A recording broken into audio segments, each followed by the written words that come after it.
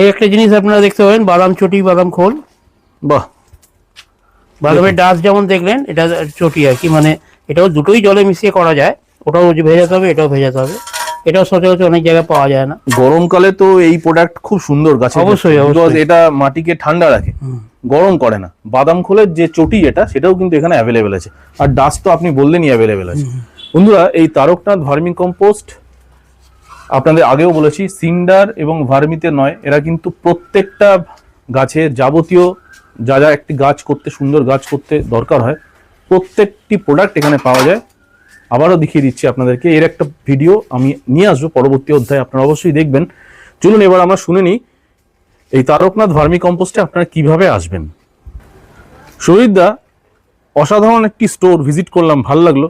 যাবতীয় একটা বলা যেতে পারে one stop solution, Taraknath vermi compost একটা ওয়ান স্টপ সলিউশন। মানুষ এখান থেকে এখানে আসবে কি করে, দূর দূরান্ত থেকে কিভাবে আসবে একটু বলে দিন। মানুষ সব থেকে আসা, আমাদের লোকেশন হচ্ছে বালিবাজার।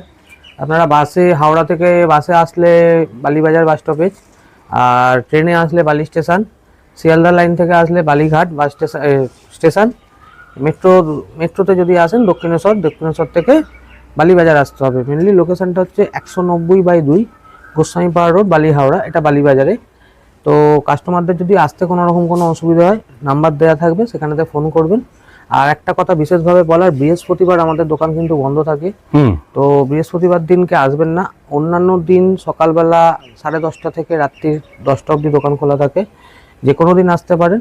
একটু ফোন করে আসলে ভালো হয়, নাহলে না ফোন করে আসলেও অন্যান্য দিন আসবেন। বৃহস্পতিবার দিনটা দয়া করে আসবেন না, দোকান কিন্তু বৃহস্পতিবার টোটাল বন্ধ থাকে। আচ্ছা,